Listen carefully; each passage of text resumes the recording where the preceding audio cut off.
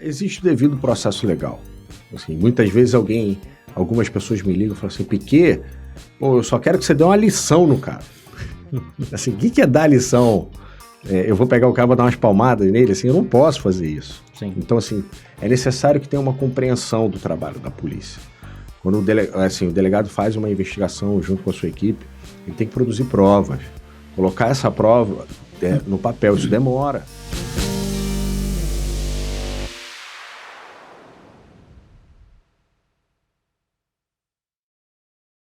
Olá pessoal, estamos aqui em mais um podcast, hoje com a presença do nosso delegado Piquet, vereador da cidade de Vitória e presidente da Câmara de Vereadores. Muito bem-vindo, Piquet, uma grande honra recebê-lo aqui. Obrigado, Rogério, assim, é uma satisfação estar aqui, obrigado a todos que nos assistem, estamos aqui para contar um pouquinho da nossa história, falar um pouquinho do nosso trabalho e, obviamente, esclarecer algumas dúvidas que venham a surgir. Pedimos aí nossa audiência para poder seguir o perfil da CDL Vitória no Instagram, que é o @CDL Vitória, e também o perfil do nosso convidado, @delegado Piquet, né, que nos dará aqui a honra de falar sobre as atuações dele na Câmara de Vereadores de Vitória, né? Piquet, vamos lá, assim, vou te chamar de Piquet porque fica um pouco mais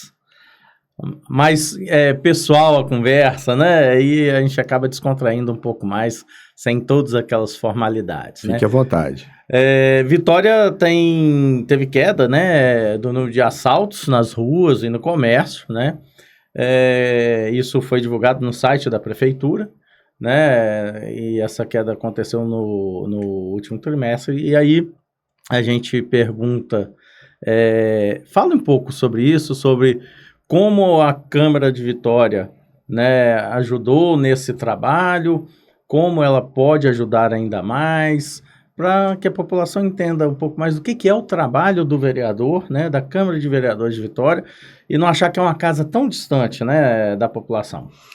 Assim, Rogério, o importante a gente começar colocando uma questão que o parlamento enfrentou, que com certeza afeta principalmente os lojistas, né, uma reclamação que é o furto de fio de cobre. Sim. Vamos começar por aí. É um grande problema nosso, né? Assim, quando a gente iniciou a legislatura, a gente buscou alguns mecanismos para melhorar esse combate, a quebra do ciclo criminoso em relação ao furto de fio de cobre, de materiais ferrosos em geral. Uhum. E descobrimos e adaptamos para a realidade daqui, do Espírito Santo, em especial de Vitória, uma legislação que amplia a capacidade de fiscalização da prefeitura em relação aos ferros velhos, né, que são assim, o pessoal que compra dos catadores das ruas.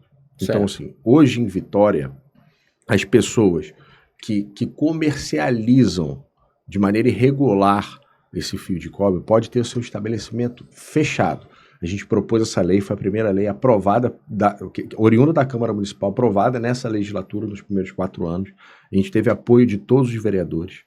Por quê? Por que a gente fez isso? A gente trouxe a nossa experiência de delegado da Polícia Civil, que combatemos lá atrás esse furto, entendemos que o caminho era muito mais fácil você enfrentar os receptadores do que quem furta. Porque quem furta são muitas pessoas. Sim. Mas os receptadores são mais reduzidos. Então a gente trabalha com a inteligência.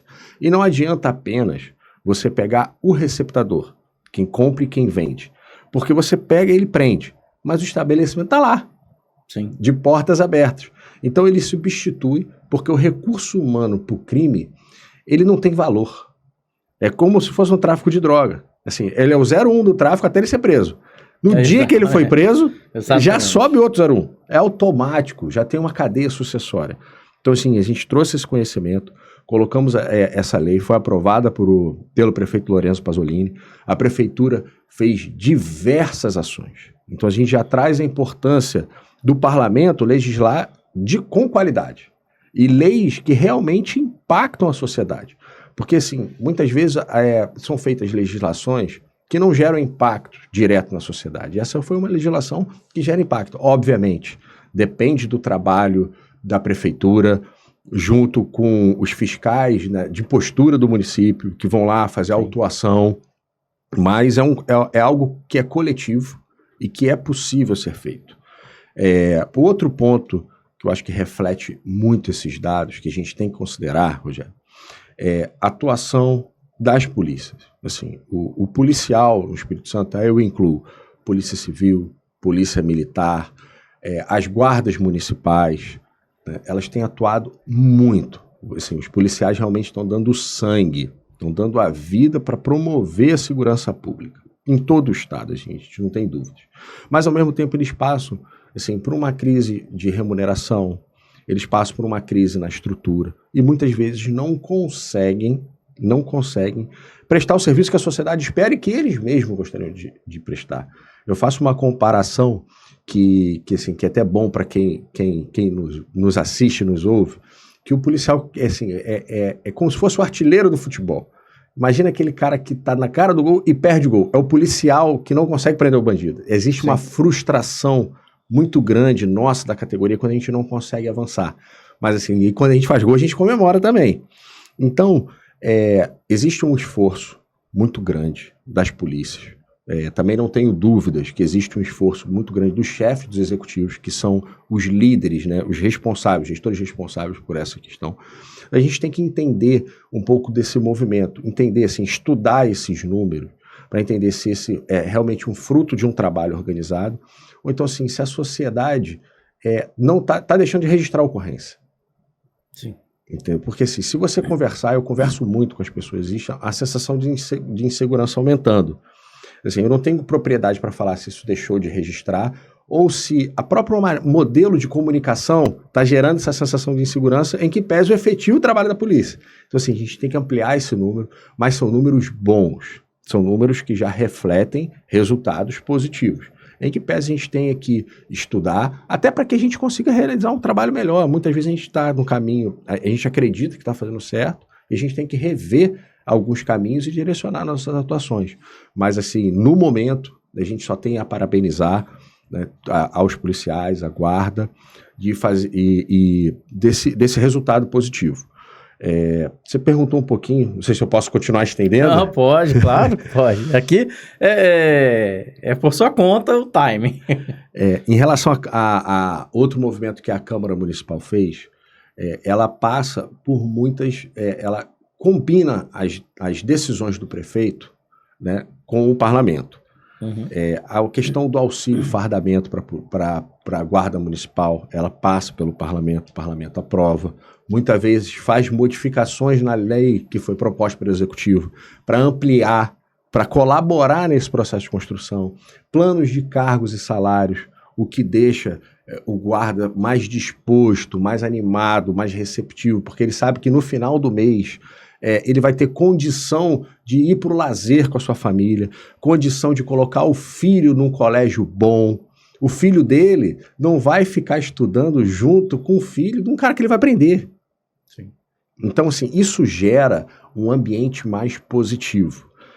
Desde a época da transição do prefeito Lourenço Pasolini, na época era o secretário Ícaro Ruginski, meu colega delegado, que fez um excelente trabalho, a gente já conversava sobre a criação da ROMU, é um grupo especializado, né, de um combate com maior enfrentamento, então muitos guardas foram formados, isso passou pela colaboração do próprio parlamento. Então, assim, o parlamento tem um papel fundamental.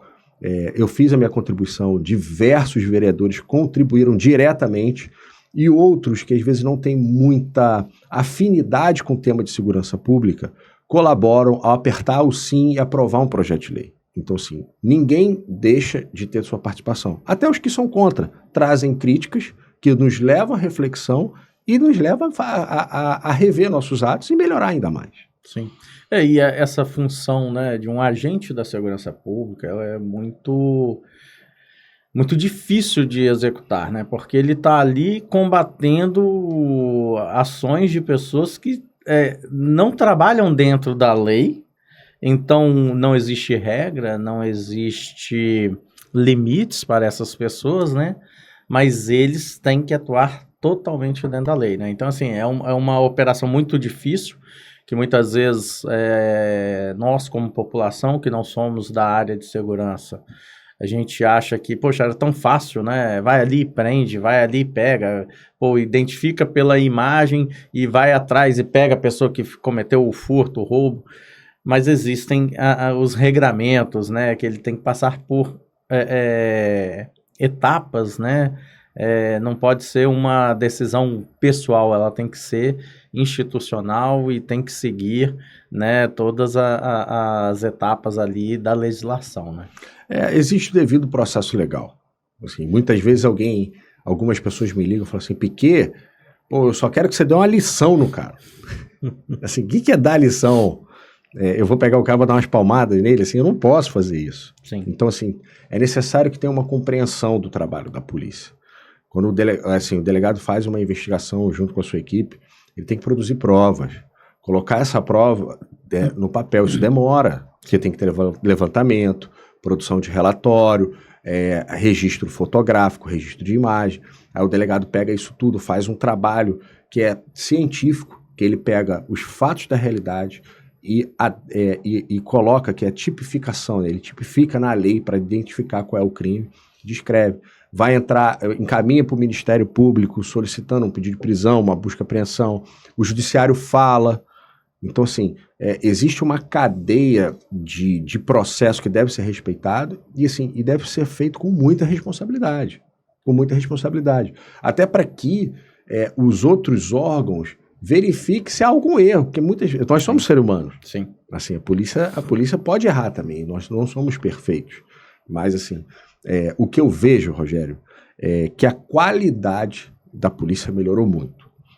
E um ponto que eu quero chamar a atenção a confiança da população no policial já está muito melhor. Sim. Eu vejo assim pelas narrativas que quando chega alguém na delegacia e fala assim, pô, você é o delegado jovem? Assim, pô, você conversa disso, você tem essa interpretação. Então, sim, os delegados evoluíram demais. Eu tive a oportunidade de ficar 8 meses fazendo curso na Polícia Militar. A capacidade e o conhecimento que esses policiais militares possuem, assim, eu fiquei assustado, como eles são bem preparados. Agora, como vereador, me relacionando bastante com a guarda, tem muita gente extremamente preparada. E, assim, muitas vezes se confunde a confiança no policial com a confiança na polícia. E às vezes a pessoa não confia, não é questão que não confia na polícia, ela sabe que de repente assim, vai faltar efetivo, vai faltar recurso para que produza resultado. Mas ela sabe que vai chegar na delegacia, não vai ser acharcado, não vai ter outros problemas que no passado a gente vivia. E vamos falar assim um pouquinho de atuação na Câmara, né?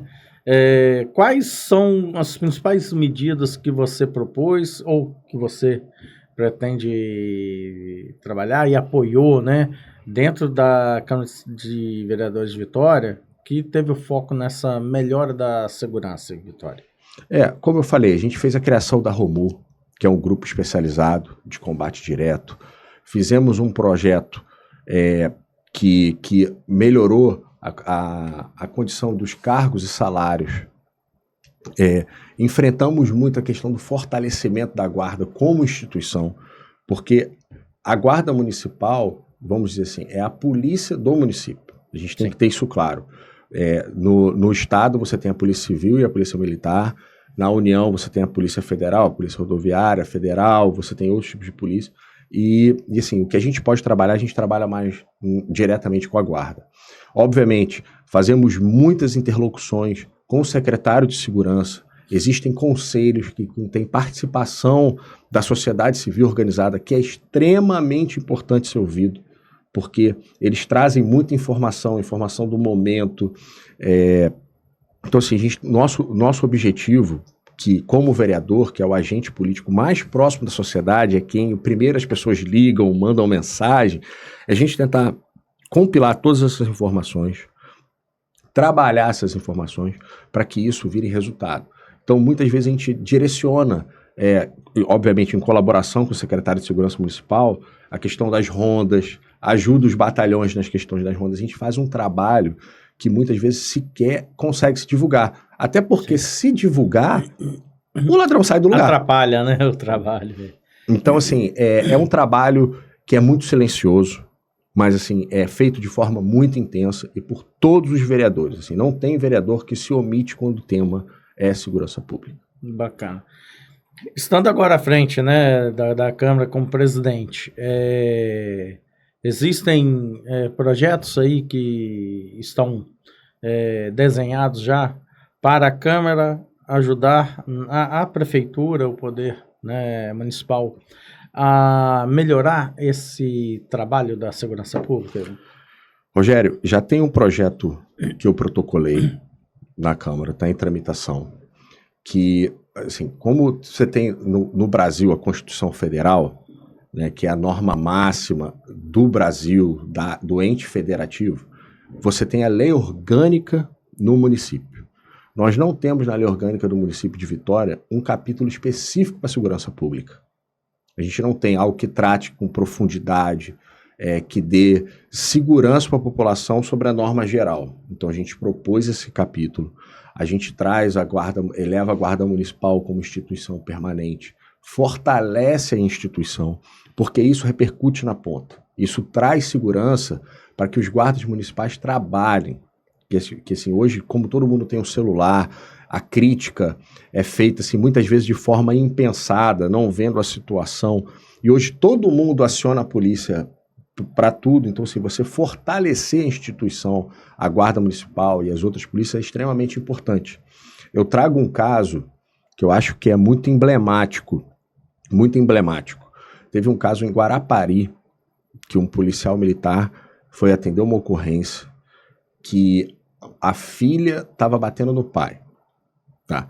Aí chegou lá, a filha tinha problemas de saúde, problemas mentais, e o policial não soube lidar com a situação e agrediu essa moça. Isso foi filmado. Aí, sim, não sei qual foi o resultado do processo administrativo. Mas a questão era a polícia para fazer o atendimento dessa ocorrência? Ali você estava tratando de um problema de saúde. As agressões foram oriundas de problema de saúde. Mas como tudo deságua na polícia, e assim, o policial é treinado para lidar com bandido. Sim. Ele não é treinado para lidar com uma pessoa que vive uma crise mental de saúde. Uhum. Então, assim, muitas vezes o policial erra tentando acertar. Então, você fazer esse fortalecimento da categoria é muito importante. Outro ponto que a gente trouxe foi até em razão de uma pesquisa que saiu recentemente, feita pela Secretaria de Segurança Pública, se não me falha a memória, junto com a UFES, sobre assim, a situação mental do policial. O policial vive sob um estresse muito grande. Sim.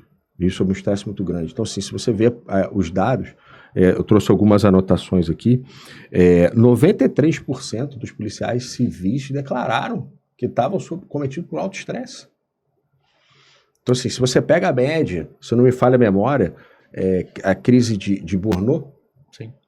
Que dá fadiga mental, desestimula, assim, é um processo, vamos dizer assim, sem considerar os termos técnicos, assim, anterior à depressão, que ele fica desmotivado, assim, 56% dos entrevistados. Então, assim, muitas vezes as pessoas chegam na delegacia e falam assim, pô, o cara não teve boa vontade para me atender. Assim, será que esse profissional assim, não está acometido com a síndrome? Que é sério? E assim, a gente vê recorrentemente policiais sendo, assim, tendo ataque cardíaco, policiais tirando vida. A gente teve episódio agora essa semana. Polícia Penal, outra categoria que faz um trabalho sensacional, porque a gente está na ponta, a gente vai lá e prende. E quem cuida de quem a gente prendeu? Que aí você tem a Polícia Penal e os agentes socioeducativos.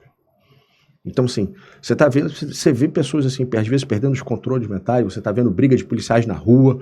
Assim, isso mostra sinais que a categoria precisa se olhar de forma diferente. A gente precisa de cuidar de quem cuida da nossa segurança.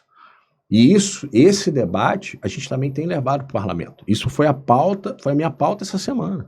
Trazer reflexão dos parlamentares sobre a saúde mental do policial. Isso é extremamente importante. Se o policial não tem condição de cuidar dele mesmo, como é que ele vai cuidar da gente?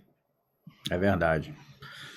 Bom, você completou agora 2 anos e meio de mandato, né? Conta um pouco pra gente. Como é que foi essa transição, né? De sair da função de delegado, ou não sair exatamente, mas se afastar, né, mudar a rotina para a função de vereador. E agora, nos últimos 6 meses, né, assumindo recentemente assumiu a presidência, né, da Câmara de Vereadores. E, assim, além disso, quais os maiores desafios que você encontrou para você na carreira de vereador?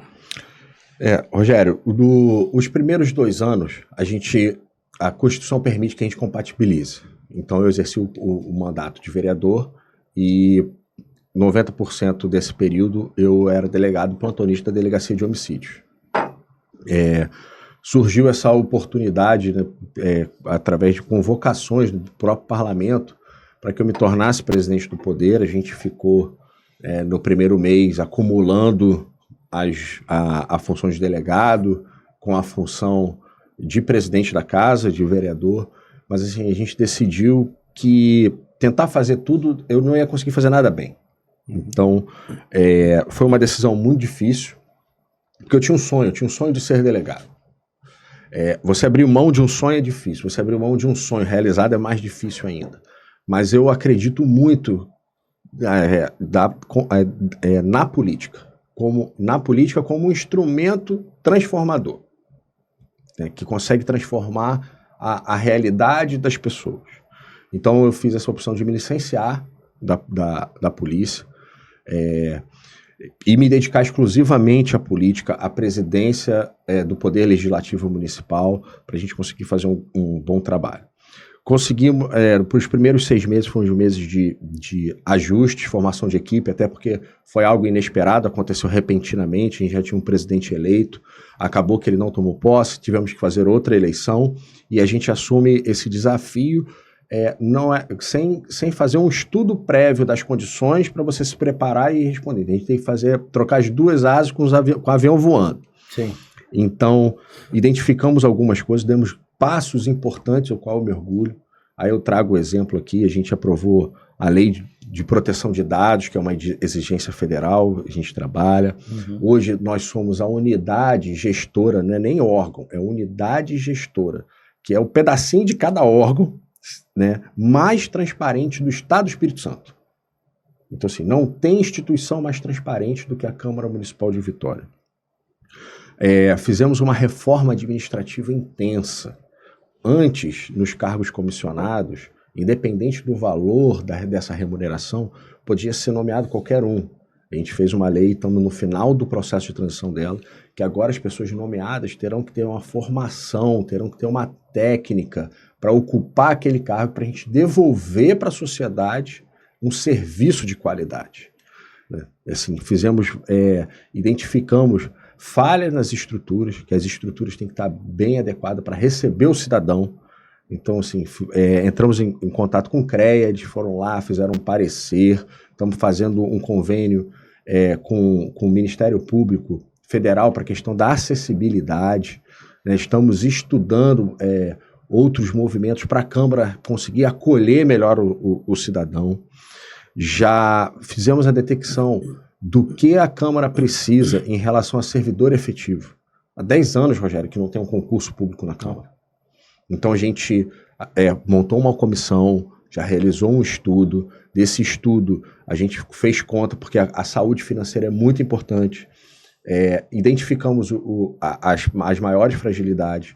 Já aprovou na casa uma resolução que criaram mais 6 cargos. A gente vai repor os cargos de pessoas que já saíram, já se aposentaram, e vamos fazer um concurso ainda esse ano. Isso fortalece o poder, porque é o servidor efetivo que tem a memória da casa. Sim.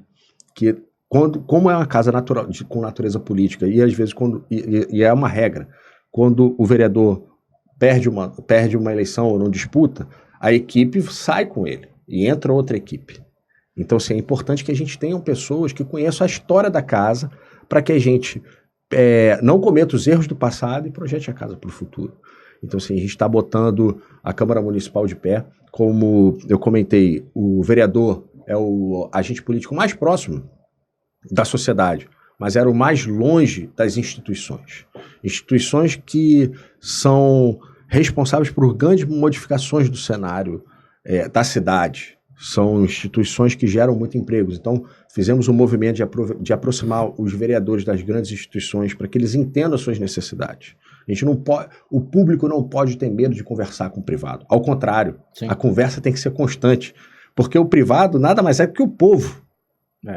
Nada mais é que o povo. Então, assim, como que eu sou? Eu sou um representante do povo e não converso com o povo. Então, assim, a gente está fazendo esse movimento que é muito intenso, muito difícil, é uma quebra cultural, mas estamos conseguindo ter êxito. Muito bom. Bom, falando em instituição, né, a CDL Vitória, ela é uma instituição que representa o segmento de comércio, dos lojistas, né, serviços também. Então, é aquele segmento do atendimento público, né, uma loja, um prestador de serviço que tem, a gente fala, porta aberta, né, para o comércio, seja ele de rua, de shopping, de centros comerciais. Então, assim, é uma rede ampla, né, e não está num local único, né, está espalhado por toda a cidade. Nesse sentido, para a gente falar com o lojista, né, o que você pode fazer dentro da Câmara de Vereadores para poder melhorar a segurança para esse segmento que é espalhado por toda a cidade, por todos os bairros, né, todas as localidades da cidade, e acaba tendo um pouco de vulnerabilidade na questão de segurança. Na época que eu fui delegado, que eu era delegado até da Praia do Canto, eu cheguei a produzir uma cartilha com orientações de segurança destinados ao comércio em geral. Então, assim, contemplava esse segmento, esse setor.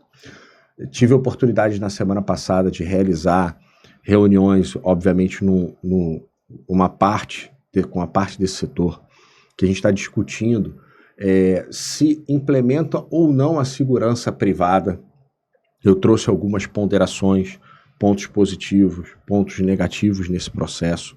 Então, assim, eu acho que a lógica de uma construção positiva é primeiro ouvir o setor. É isso que a gente faz hoje. Assim, eu posso saber do problema, mas quem conhece, quem vive o problema é o lojista que está lá na expressão do cotidiano com a barriga no balcão. Que toda hora tem que fechar a sua porta quando o cliente sai, tem que abrir a porta para o cliente entrar, que chega em casa, toca o alarme, que estão tirando o fio de cobre dele, que muitas vezes chega na porta da sua loja, tem dificuldade de entrar porque tem uma pessoa em situação de rua na porta do seu comércio. Então, assim, a gente precisa detectar essas demandas, pensarmos juntos. A gente não pode ter vaidade de achar que todos têm uma solução e que só tem uma solução única. É um conjunto de soluções que tem que ser construído em conjunto, envolvendo diversos atores. Então a gente já mantém esse diálogo constante, estamos desenvolvendo projetos específicos para que, eu acredito que em 2, 3 semanas a gente já começa a dar publicidade a esse projeto, para a gente tentar fazer ações positivas para pessoas em situações de rua, para a gente tentar acolher essas pessoas que precisam, dar tratamento de saúde, que muitas vezes são pessoas que têm problema com drogadição, então sim, são tratamentos distintos, e para que o comerciante deixe a porta aberta, porque o que a gente tem que entender, e eu falo isso assim, quando eu converso com o comerciante, assim, toda vez que o comerciante me faz um pedido, depois vem me dar obrigado, eu falo, não, você não tem que me agradecer, não. Eu que tenho que te agradecer. Rapaz, você passou por uma pandemia. Você se manteve aberto. Eu, como Estado, aí eu tiro essa questão de poder executivo e legislativo, no bom sentido, enfio a faca em você, porque eu tiro teu imposto.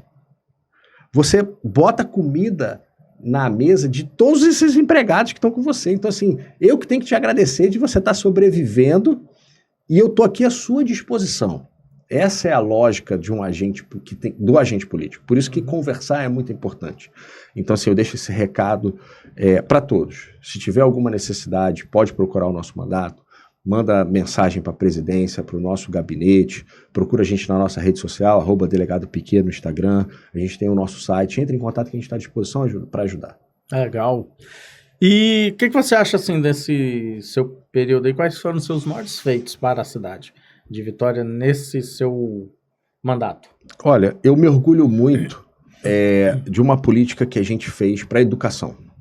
Porque existem diversas maneiras de você trabalhar com a segurança. Você pode trabalhar com a repressão, você pode trabalhar com a prevenção, você pode trabalhar com a assistência. Eu fui presidente da Comissão de Educação nos primeiros 2 anos dessa legislatura. E eu resolvi trazer a técnica para a política. A gente gosta de trabalhar muito com a técnica para a política de uma forma que as nossas decisões repercutam o maior número de pessoas possíveis de forma positiva, obviamente. E fizemos um estudo. Na época, o município de Vitória tinha 102 unidades educacionais. Vamos colocar assim, entre CEMEI, que é a creche, e unidade de ensino fundamental, são as escolas primárias, né, para esse início da infância. E fizemos uma espécie, assim, praticamente uma pesquisa científica, vamos botar assim, quase porque a gente não levou alguns métodos científicos, mas foi uma pesquisa muito grande. Entramos em contato com 93, conseguimos a resposta de 93 das 102 unidades escolares e descobrimos que um dos principais problemas da educação de Vitória, no que tange a responsabilidade do município, não era salário de professor, formação de professor, questão de estrutura, mas sim a fome.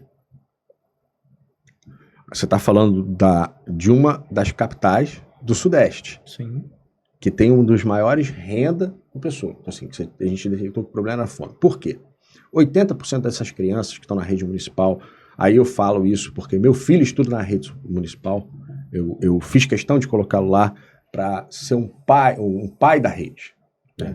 Um pai de um aluno da rede, para a gente sentir na pele o que o cidadão normal O que ele tem de serviço, né? Exatamente. Uhum. Então, assim, as crianças entravam 7 horas da manhã, né? E muitas vezes não tinham comido na noite anterior. Sim. Sai de casa sem comer. E eles só comiam às 9 horas, que era o primeiro lanche. Então a gente fez uma interlocução com o prefeito Lourenço Pasolini, trouxemos o nosso estudo e trouxemos a solução. A mudança da política de merenda escolar. E o prefeito, com a sensibilidade que tem, com essa visão social também que tem, porque delegado também tem essa visão social, é importante a gente colocar. A gente conhece muito da realidade, porque nós vivemos a parte ruim. Então a gente conhece muito a realidade. Embora estejamos do outro lado, mas a gente conhece muito a realidade. E o prefeito adotou essa política de merenda escolar. Investiu 10 a 12 milhões, não sei o valor mais ou menos dessa política. E toda criança, Rogério, toda criança que entra na rede municipal de ensino de Vitória recebe um de jejum no período da manhã ou a colação no período da tarde. Assim, é uma frutinha, é um sanduíche, é um suco, é alguma comida que foi preparada e pensada, pelas meninas que fazem o lanche e pensada pelos nutricionistas. Muito bacana. E eles vão e já fazem essa primeira refeição. Assim, eu gosto de dar muito esse exemplo. Se a gente está com fome aqui, a gente estaria tendo condição de querer conversar tanto tempo. A gente já queria estar indo embora. Agora imagina uma criança de 6 meses, 1 ano, 2, 3, 4, que é a idade dessas crianças do município. Sim. Como é que elas iam conseguir interagir com os coleguinhas? Então, assim, se você parar para pensar que quantos pais e quantas mães deixam de repente, pegar esse dinheirinho que servia para passagem, para eles trabalharem um dia, fazer um bico, procurar um emprego, para comprar comida para o filho.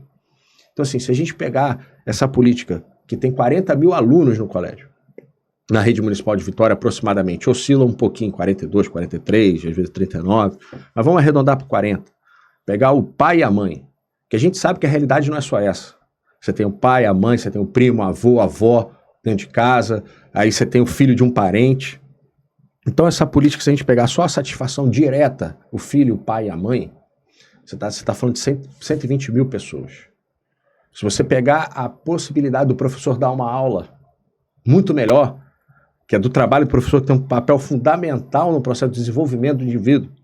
Sim. Então, assim, a gente está falando praticamente da metade da população de Vitória. E você pega o meu caso, que, assim, graças a Deus, e repito isso, graças a Deus, meu filho não tem dificuldade, meu filho sai de casa alimentado. Mas, ainda que eu não precise dessa ajuda alimentar, dessa assistência alimentar no município, quando meu filho retorna para casa e fala assim, papai não quer comer, eu comi no colégio, assim, me gera satisfação porque eu pago muito tributo, muito imposto. Isso é devolução de serviço. Isso é fazer valer o nosso dinheiro. Sim. É fazer valer nosso dinheiro. Então, assim, assim, para mim é a política que mais me enche os olhos e mais me emociona. Muito bacana e muito importante, né? Porque trabalha na base ali, na formação dos nossos futuros trabalhadores, futuros políticos, futuros agentes públicos, agentes privados, né? E se eles têm uma formação na base melhor, com essa preocupação, com certeza se tornarão pessoas melhores quando adultos. Com certeza, com certeza. E estamos aqui para colaborar. Críticas e sugestões são sempre muito bem-vindas. Estamos de coração aberto, somos seres humanos, não somos perfeitos. Muitas vezes a gente erra tentando acertar, mas assim, nosso propósito sempre é o melhor possível. Caso você venha para uma possível reeleição, né, o que você desenha como planos e projetos para um novo mandato? O que você pretende dar continuidade nesse trabalho que está sendo feito hoje por você na Câmara de Vereadores? O que você desenha para esse possível futuro político? Rogério, assim, como você falou, a gente tem 2 anos e meio de mandato. O mandato tem início, meio e fim. Digamos assim, chegamos no meio. Uhum. Chegamos no meio. A gente tem que percorrer muita estrada ainda. Então, hoje, meu foco total é no mandato e na presidência, no fortalecimento do poder. Assim, a gente, nesse momento, não nos reduzimos a pensar em processo de reeleição, a gente não tem esse foco. Assim, até porque o trabalho da presidência consome muito, é dobrado, tanto é que eu tive que sair da polícia para me concentrar, gastar minhas energias nisso, e é dessa forma que a gente tá empenhado. Não abrimos mão de ter um papel fundamental nas próximas eleições, nas eleições municipais. Eu entendo que o político, na essência da palavra, assim, ele deve pensar na construção coletiva. Então, no que eu puder para ajudar os demais políticos, bons quadros, não só em Vitória, mas em todo o estado, da minha humilde colaboração, eu estarei aqui. Isso é uma coisa certa, o qual eu não abro mão. Mas, assim, pensar num processo de reeleição tão distante ainda das urnas, porque se o político faz esse tipo de movimento, ele só vai ter um ano, assim, ele vai trabalhar um ano, no ano seguinte ele já vai pensar em eleição. Porque a gente tem eleição de 2 em 2 anos. De 2 em 2 anos. Então, assim, até uma crítica ao processo eleitoral que eu faço. Porque assim, o país está constantemente em processo eleitoral. Sim. Então, assim, eu não me permito pensar em reeleição no momento. Eu acho que é o ano de foco, é um ano de produção, um ano de ajustes, um ano de correção e um ano de entrega. E é dessa forma que a gente vai se pautar. Legal. Bom, Piquet, antes da gente encerrar aqui, peço para você deixar uma mensagem como vereador, como presidente da Câmara de Vereadores de Vitória, para o nosso segmento lojista, o que essa casa municipal, né, do Poder Municipal aí, pode fazer por nós, de que forma o lojista ele pode acessar aos vereadores, como integrar mais, né, esse nosso segmento, a sociedade, com a Câmara de Vereadores. Primeiro, reconhecer a importância do segmento. A importância, assim, vocês geram muito emprego, muita renda. Então, assim, e realmente são sobreviventes. Num país onde a carga tributária é tão alta, a dificuldade de se empreender é tão difícil.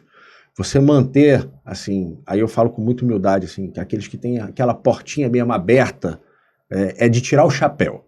É de tirar o chapéu. Então, assim, primeiro eu quero parabenizar e falar que o presidente do Poder Legislativo Municipal de Vitória reconhece o esforço. O segundo é reiterar que a casa está de portas abertas.